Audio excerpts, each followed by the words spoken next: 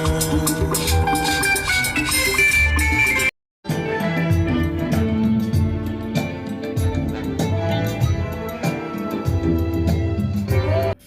bụ Igbo, mma mmanụ nke onye chi nyazen. Aka m nwanne ụlọ nwoke Maazị Chukwuemeka Anigbogu, onye nkụzi asụsụ Igbo. Anyị anọkogo na mgbede taa ka anyị tụpịa anya bụ isiokwu ọnụ. Daalụ. Igbo mma mmanụ. Ma ọ bụ nwunye gasị bịa ka anyị pịakọ otu anyị ga-esi mee ego. Kedu ka di na nwunye nwere ike iji mebie ma ọ bụ gbochie ọnọdụ dị otu a ka ihe gbasara ego ha kpaa ya, kpata ya, onwe ike nwee isi, bara ezinụlọ uru? Ada, daalụ. Igbo ka nkenekwa ọzọ. Isiokwu gị amaka, maka na ma ị chọọ ikweta ma ya ekwetala ọnụ, ọkwa na ego bụ mma ezinụlọ. Na-ekwubu na ego bụ mma nwoke, mana ugbu a m na-asị na ego bụ mma ezinụlọ, maka na obi ụtọ ma obi aṅụrị dị n'ezinụlọ bụ na ife oriri adị. Ma ife oriri dịkwa bụ ma akpata anya bụ ego, ya bụ ma ife akụ ife enwe ka nna ya n'isi Igbo niile, ka Chukwu nye ezinụlọ Igbo niile ife akụ ife enwe ka ọ ghara ịbụ na ego bute ntisa n'ezinụlọ Igbo. Nke a bụla ofu. Ịbịa na ajụjụ gị, nchekwa akụnụba, nchekwa ego na nhazi ya bụ ego dị mkpa nke ukwuu.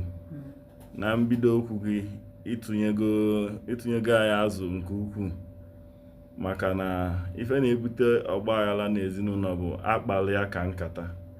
Di na nwunye anọkọrọ ọnụ kpaa anya bụ nkata, sị nekwa maka akpa ewelalụ n'ute.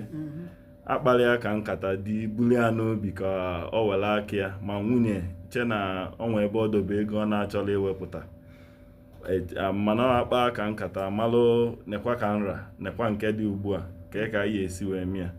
Ajụjụ gị a bụkwa nchịkọta isiokwu anyị ka ejuzi m n'ajụjụ a, maka nchekwa ego n'ọnụ iti, n'ọnụ oyibo ya agwa gị na financial management.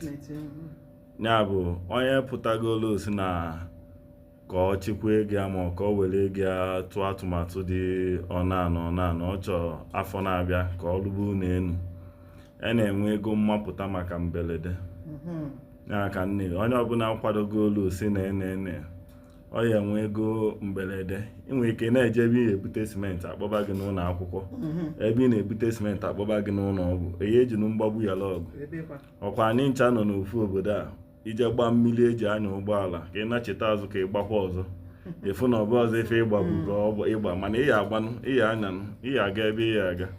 Ya bụ na isi na ka iwelu maka echi amala echi dị ime, wee sị na ihe emezi atụmatụ ma na gị na nwunye gị agha akpa ka emege na-akọwa na afọ 2021-2022 ụta afọ alone enwere over 4,200 private cases na Abuja alone.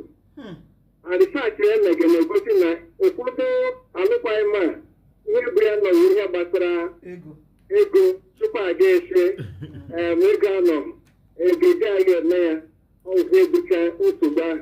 Mana ọ sụdịrị okpurukpu a ọzọ pụtara enwere.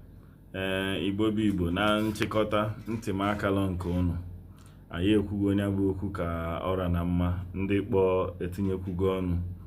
Ya bụ na onye kweta na ya na mmadụ ya ebi n'ụlọ ka di na nwunye malụ na afa bụ otu. Ife gbasara akụ na ụba, ịkpakọrọ akpa wee kwado ọfụma, oyi ebu aka n'oge na-adịrọ mfe. Ya bụ na ịkpọta nwunye gị egwu ya. Okwu ọzọ bụ na gị nwa na onwe gị ma onye ịnụ ịka anyị ghọta nwunye gị. Ọ bụla onye ekwu eziokwu ga-ebu aka ijide ka iji, ọ bụla onye ya ghọta gị ma ịgwa ekwupụ. Ya bụ na ezinụlọ bụ akpala akpa ka ọ ghara ibu ụmụazị aka. Ya bụ nchekwa akụ na ụba dị mkpa nke ukwuu, ka ọ ghara ịbụ echi esi na iwu ekpo gị n'ọkpa ma ọ na ịkwadola akwado. Onye a bụ isiokwu anyị ụbọchị taa. Igbo mma mmanụ.